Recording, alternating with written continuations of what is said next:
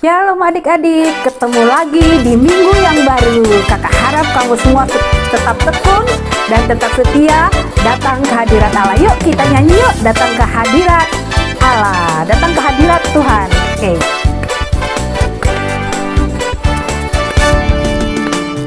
Datang ke hadirat Tuhan dengan hati yang penuh sukacita. Datang ke hadirat Tuhan dengan senyum dan muka yang gembira. Tanggalkan beban dan kesedihan yang ada di dalam hatimu. Kenakan jubah pujian, sambut hadirnya Sang Raja. Dan gunung-gunung pun bersorak-sorai memuji Dia. Dan pohon-pohon pun bertepuk tangan memuji Dia. Sekalian kita di sini berkumpul dan memuji Dia. Yesus Tuhan Raja, Dialah yang bertata di atas pujian. Ayo semua bangkit berdiri, ajak adik, ajak kakak untuk beribadah bersama. Kita dapat memuji Tuhan dengan sukacita meskipun adik-adik berada ibadahnya di rumah saja. Tidak masalah, tetap gembira dan sukacita. Datang ke hadirat Tuhan dengan hati yang penuh sukacita. Datang ke hadirat Tuhan dengan senyum dan muka yang gembira. Tanggalkan beban dan kesedihan yang ada di dalam hatimu. Kenakan jubah pujian, sambut hadirnya Sang Raja. Dan gunung-gunung pun bersorak-sorai memuji Dia. Dan pohon-pohon pun bertepuk tangan memuji Dia. Sekalian kita di sini berkumpul dan memuji Dia. Yesus Tuhan Raja, Dialah yang bertata di atas pujian.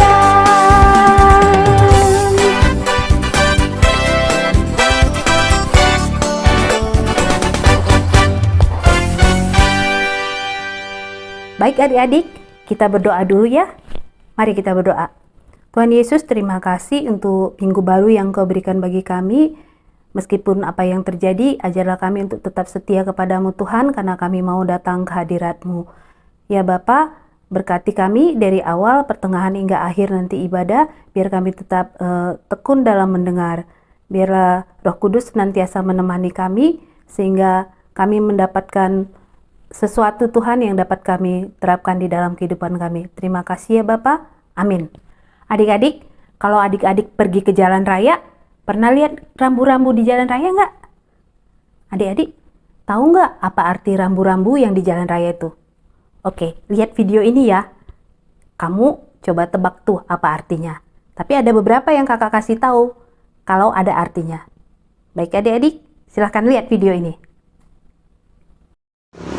Adik-adik, ayo kita lihat yuk, apa sih yang dimaksud dengan rambu-rambu ini? Apa ya? Coba lihat. Oh, ternyata ini maksudnya. Itu ada tanda seru. Artinya apa ya? Oke, kita lihat ya apa yang terjadi sih setelah ada tanda seru itu. Oh iya, jalanannya sempit, ada jembatan, dan rame, ada pohon lagi. Jadi, dan ada tikungan. Jadi disuruh berhati-hati.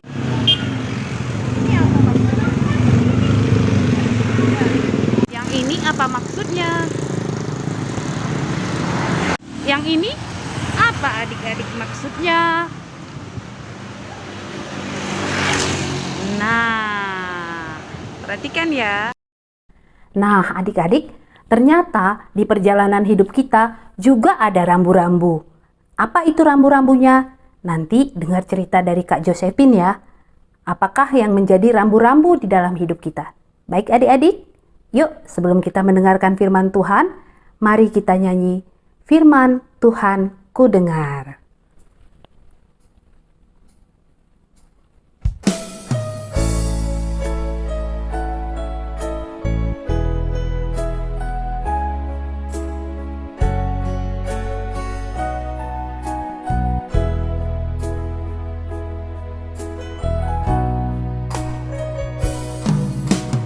Firman Tuhan ku dengar, ku tanam di hatiku, ku ingin bertumbuh subur, berbuah lebat.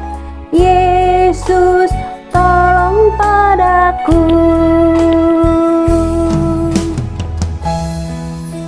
Jadi, kita harus setiap hari menyediakan waktu kita untuk mendengarkan firman Tuhan supaya kita bisa bertumbuh lebat dan kita menjadi berkat bagi yang lain. Firman Tuhan ku dengar, ku tanam di hatiku, ku ingin bertumbuh subur, berbuah lebat. Yesus tolong padaku, ku ingin bertumbuh subur, berbuah lebat. Yesus tolong padaku.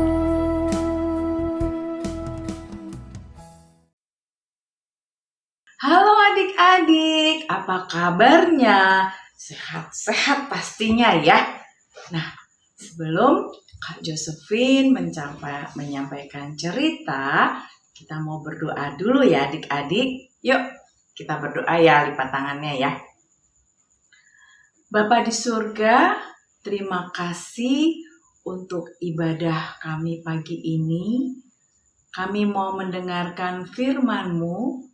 Tuhan, sertai kami supaya kami boleh mendengar dengan baik dan mengerti firman-Mu. Terima kasih Tuhan, di dalam nama Yesus Kristus kami berdoa dan mengucap syukur. Amin. Nah, adik-adik, tema kita minggu ini adalah hidup di hadirat Allah. Adik-adik, nah bacaan Alkitab yang kita baca dari Keluaran pasal 35 ayat 1 sampai 2, dilanjutkan ayat 10 sampai 19 dan ayat 29. Kemudian dari Bilangan pasal 2 ayat 1 sampai 2 dan dilanjutkan ayat 17. Kemudian dilanjutkan dengan Keluaran pasal 40 ayat 34 sampai 38. Dan dari Perjanjian Baru ada dari Yohanes pasal 1 ayat yang ke-14. Nah, adik-adik pasti sudah membaca dan mempersiapkannya ya. Betul? Oke. Nah, sekarang kita mau belajar bersama-sama ya adik-adik. Nah, hari ini seperti yang kakak tadi katakan bahwa tema kita adalah hidup di hadirat Allah. Jadi, hari ini kita mau belajar bahwa kehadiran Allah penting di dalam ibadah dan kehidupan kita adik-adik. Nah, minggu lalu pasti adik-adik hadir ya di ibadah minggu. Kak Ika sudah cerita bahwa Tuhan memberitahukan umatnya, umat Israel, untuk membangun kemah suci. Ya kan adik-adik, masih ingat kan? Masih ya. Nah, Allah memberikan kepada Musa rencana yang terperinci untuk membangun kemah suci ini, adik-adik. Dan umat Tuhan harus mengerjakannya sesuai dengan apa yang Allah katakan untuk pembangunan kemah suci ini, adik-adik. Nah, akan tetapi yang perlu kita ingat bahwa sebelum pembangunan itu dimulai, Allah mengingatkan mereka akan satu hal yang penting, ya adik-adik, bahwa di dalam satu hari, dalam 7 hari, di dalam satu minggu, nah umatnya diingatkan untuk hari istimewa ini, adik-adik ya, di mana mereka harus beribadah, ya adik-adik. Nah, di sini Allah mengajarkan umatnya untuk merayakan hari Sabat. Nah, dengan hari Sabat ini, dia menghendaki untuk umatnya mentaati perintahnya dan menunjukkan bahwa mereka percaya kepada Allah dan bahwa mereka juga umatnya ini adalah merupakan umat perjanjian Allah gitu ya adik-adik. Nah, kalau kita ingat-ingat lagi adik-adik untuk pembangunan kemah suci seperti minggu lalu yang sudah diceritakan ya. Apa adik-adik yang dilakukan oleh bangsa Israel di dalam pembuatan kemah suci ini? Yo, apa adik-adik? Ada 2 hal ya. Yang pertama adalah orang Israel membawa barang-barang untuk membangun kemah suci ini. Ya adik-adik. Nah, adik-adik ingat gak apa saja yang harus mereka bawa? Ayo, ingat gak adik-adik? Mereka membawa barang-barang persembahan mereka seperti emas, perak, tembaga, kain ungu tua, ungu muda, terus kirmisi adik-adik. Kemudian ada lenan halus, bulu kambing, kulit lumba-lumba, kemudian ada kayu penanga, minyak lampu, terus kemudian rempah-rempah dan lain-lain ya adik-adik. Jadi Allah memerintahkan umatnya, umat Israel ini untuk membawa persembahan barang-barang mereka, barang-barang yang terbaik. Kemudian yang kedua adik-adik, Allah berkata bahwa semua orang Israel yang mempunyai talenta atau mempunyai keterampilan atau ahli dalam bidangnya, nah mereka ikut di dalam pembangunan kemah suci ini. Jadi adik-adik ya, jadi barang-barangnya juga dari mereka, kemudian keahliannya juga dari mereka, sehingga mereka bisa membangun kemah suci ini adik-adik. Nah, adik-adik, orang-orang Israel ini membawa persembahannya dan melakukan pekerjaan yang untuk membangun kemah suci ini dengan sukacita, dengan rela hati adik-adik ya. Jadi orang-orang Israel ini memberikan barang-barang terbaik mereka ya, dan mereka memberikan ini dari dorongan hati mereka. Mereka memberikan dengan sukacita adik-adik ya. Nah, karena mereka percaya bahwa Allah yang memampukan mereka, bahwa mereka juga sudah menerima berkat-berkat itu dari Allah ya adik-adik. Jadi mereka memberikannya dengan sukacita adik-adik. Nah, mereka juga belajar bahwa Allah itu berkuasa dan kudus adik-adik. Ia pengasih dan kemudian setia pada umatnya adik-adik. Dan mereka percaya bahwa Allah ada bersama-sama mereka dan mereka memberikan persembahan yang mereka bawa untuk pembangunan kemah suci dengan rasa syukur adik-adik ya. Nah, Allah tidak hanya memberikan suatu petunjuk yang rinci ya kepada Nabi Musa untuk pembangunan kemah suci ini, tapi dia juga memberitahu secara terperinci juga kepada Nabi Musa bagaimana kemah-kemah orang Israel harus ditempatkan, di mana posisinya, di bagian mana dari kemah suci gitu ya adik-adik. Nah, mereka ditempatkan oleh Allah di sekitar kemah suci ini ya. Ada 12 suku bangsa Israel adik-adik ya. Kalau adik-adik ingat, nah dari setiap kelompok, tiga suku itu merupakan satu kelompok yang ditempatkan di sisi utara, di sisi selatan, di sisi timur, dan di sisi barat. Jadi kemah suci itu ada di tengah-tengah mereka gitu adik-adik ya. Nah, kemudian apa yang ada di dalam kemah suci ini adik-adik? Apa yang ada di dalam, kita juga sebut sebagai kemah pertemuan ya adik-adik ya.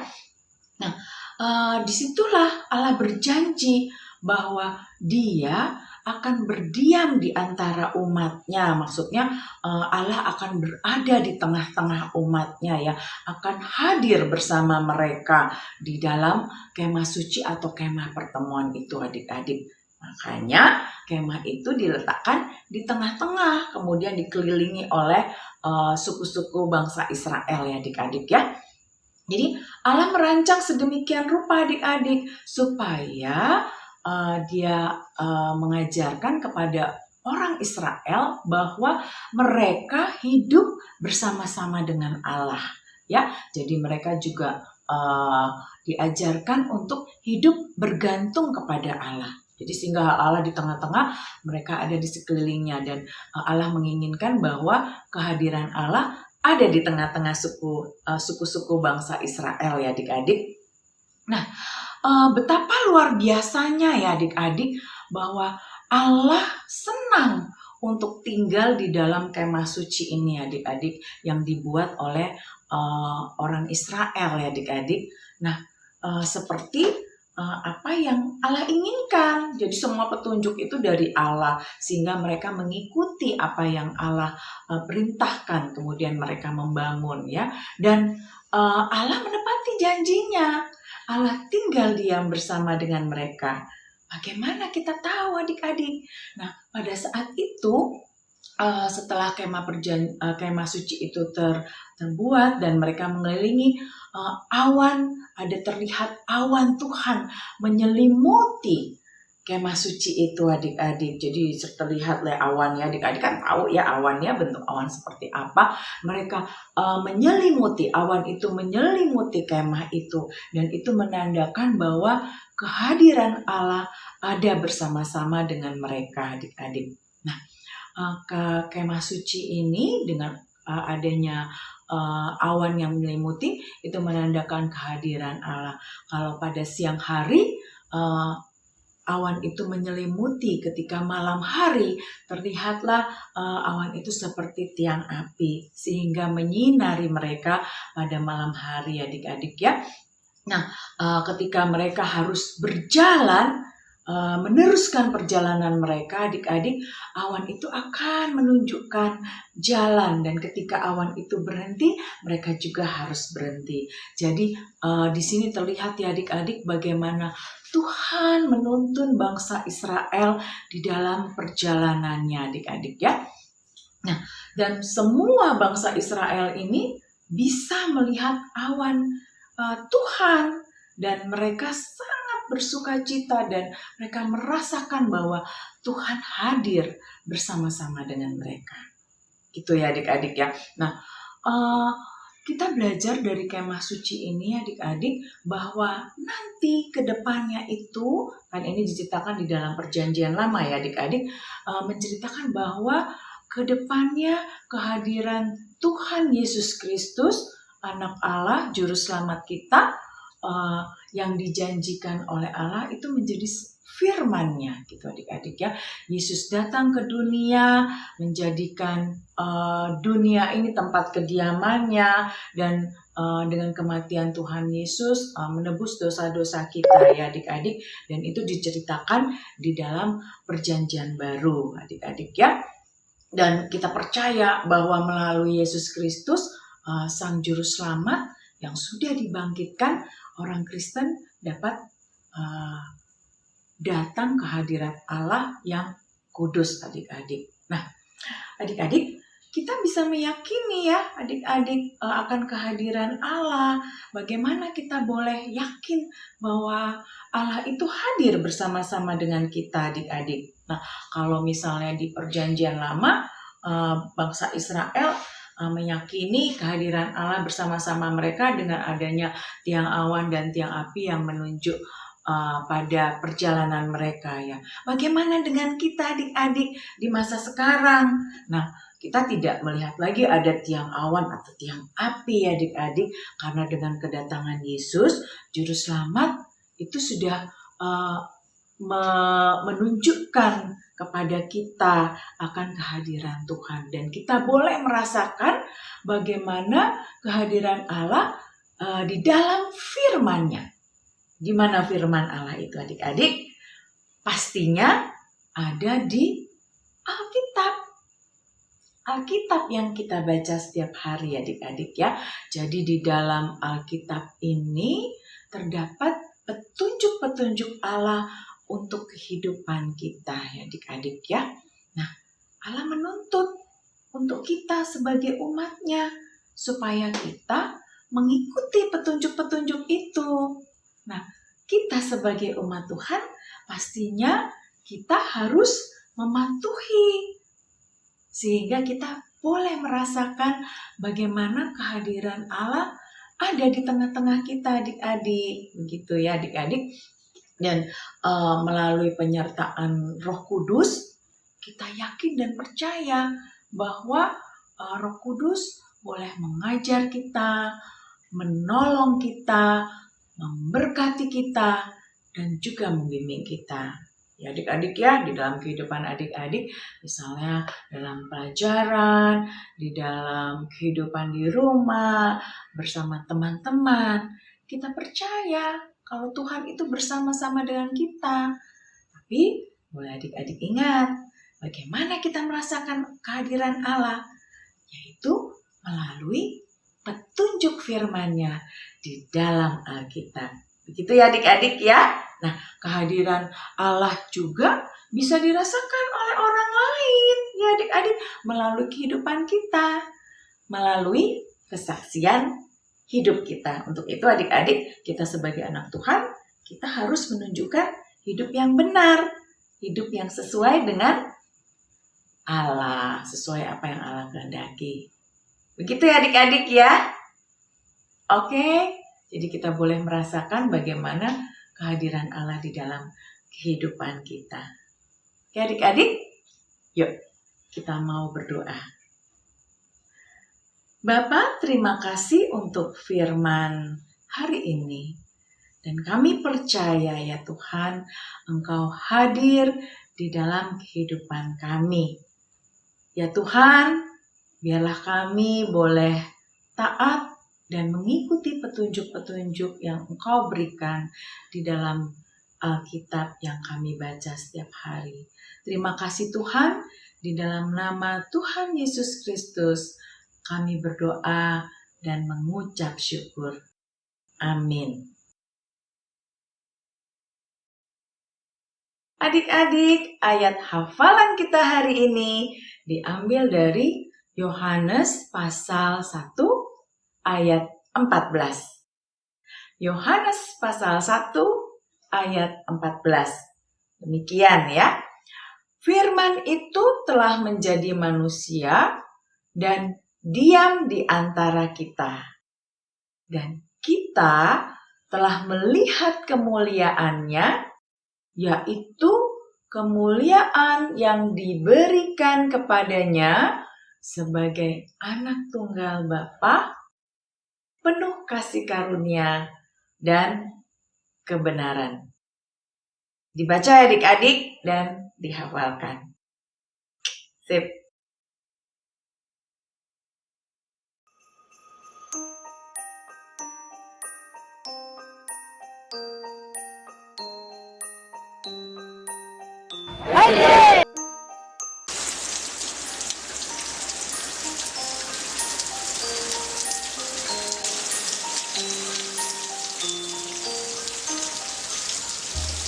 Pada saat banyak para pejuang iman yang terus berlari, menelusuri setiap medan yang berat, untuk mencari apa arti sebuah sukacita. Dan pada saat itu hujan turun dengan deras, tetapi mereka tetap berlari, dan berlari. Dan Raja dan Ratu Bellevue memperhatikannya dengan penuh seksama, dan mereka ingin memberikan sebuah semangat. Istriku, sepertinya kita harus terus memberikan kepada mereka semangat supaya tidak menyerah dalam perjalanan iman ini. Betul, Kakanda. Salam anak-anak sang pejuang iman. Kalian pasti semangat. Bukan hanya dalam perjalanan ini, semoga kalian selalu bahagia. Pada kesempatan ini, saya akan memberikan kalian pasti bisa. Oh ya, selama dalam perjalanan, kalian tentunya bertemu dengan masyarakat sekitar. Atau apakah kalian melihat mereka yang kesepian? Mungkin selain kami sebagai raja dan ratu memberi semangat kepada kalian, kalian juga bisa memberikan semangat kepada mereka. Wah, brilian sekali idemu, istriku. Tuhan itu baik ya.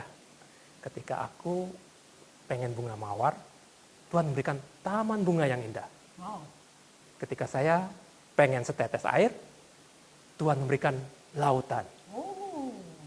Dan ketika saya pengen minta malaikat, Tuhan memberikan dirimu.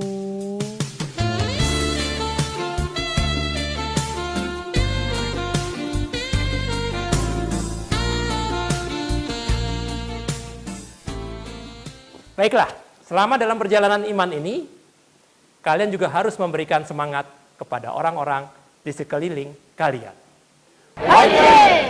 Natal bukan sekedar diri sendiri, namun Natal adalah kesempatan berbagi cinta kepada orang lain. Adik-adik yang terkasih dalam Yesus Kristus, pada saat ini, selama seminggu ini, kalian bisa berbagi kepada orang-orang di sekitar kalian. Sebagai contoh, kaum senior yang ada di rumah, kalian bisa berbagi di sana, ataupun tukang kebersihan di komplek rumah, ataupun juga security komplek. Ini hanya contoh saja, tapi intinya adalah bagaimana kalian bisa berbagi kepada orang lain. Kalian bisa berbagi kepada mereka dengan memberikan apa saja, tentu yang baik, yang membuat mereka bahagia. Misalkan kue Natal, prakarya hasil kreativitas kalian, ataupun kartu ucapan. Selamat berbagi kepada orang lain.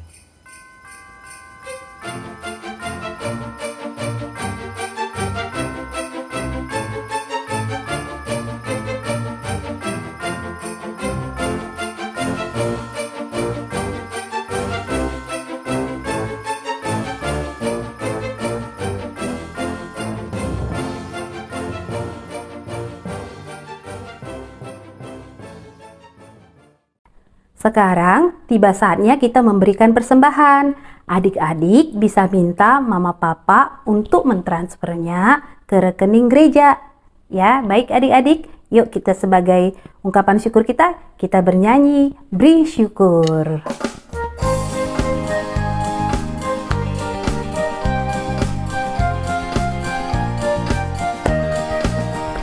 Beri syukur, beri syukur, berilah syukur, beri syukur.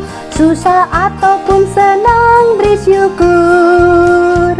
Panjatkan doamu sepenuh hatimu, kasihnya Yesus jadi milikmu. Beri syukur, berilah syukur, beri syukur. Susah ataupun senang, beri syukur. Panjatkan doamu sepenuh hatimu, kasihnya pasti jadi milikmu.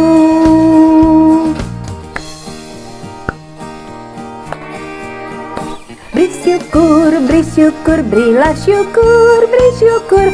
Susah ataupun senang, beri syukur. Panjatkan doamu sepenuh hatimu, kasihnya Yesus jadi milikmu. Adik-adik, yuk kita mendoakan persembahan kita yuk. Mari kita berdoa.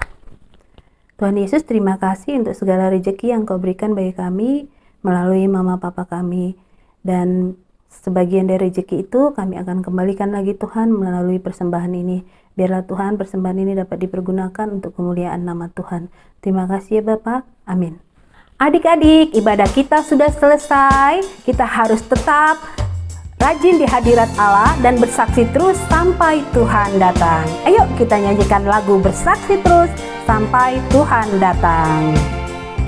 Bersaksi terus sampai Tuhan datang. Bersaksi terus sampai Tuhan datang. Bersaksi, bersaksi, bersaksi, haleluya. Bersaksi terus sampai Tuhan datang. Dan kita harus juga bertekun, walau apapun yang terjadi kita tetap harus tekun sampai Tuhan datang. Bertekun terus sampai Tuhan datang. Bertekun terus sampai Tuhan datang. Bertekun, bertekun, bertekun, haleluya. Bertekun terus sampai Tuhan datang. Adik-adik, kita mau doa penutup ya. Mari kita berdoa. Bapa di dalam surga, kami mengucap syukur untuk ibadah kami hari ini. Terima kasih Tuhan untuk penyertaan-Mu kepada kami. Dan kami yakin dan percaya Tuhan, Tuhan hadir bersama-sama dengan kami ya Tuhan. Terima kasih Tuhan, terima kasih untuk berkat-Mu setiap hari kepada kami. Ampunkan dosa dan kesalahan kami ya Tuhan. Kami berdoa di dalam Tuhan Yesus Kristus yang sudah mengajarkan doa juga kepada kami, doa Bapa kami. Bapa kami yang ada di sorga, dikuduskanlah nama-Mu, datanglah kerajaan-Mu, jadilah kehendak-Mu di bumi seperti di sorga. Berikanlah kami pada hari ini makanan kami yang secukupnya, dan ampunilah kami akan kesalahan kami, seperti kami juga mengampuni orang yang bersalah kepada kami. Dan janganlah bawa kami ke dalam pencobaan, tetapi lepaskanlah kami daripada yang jahat. Sebab Engkaulah yang punya kerajaan dan kuasa dan kemuliaan sampai selama-lamanya. Amin.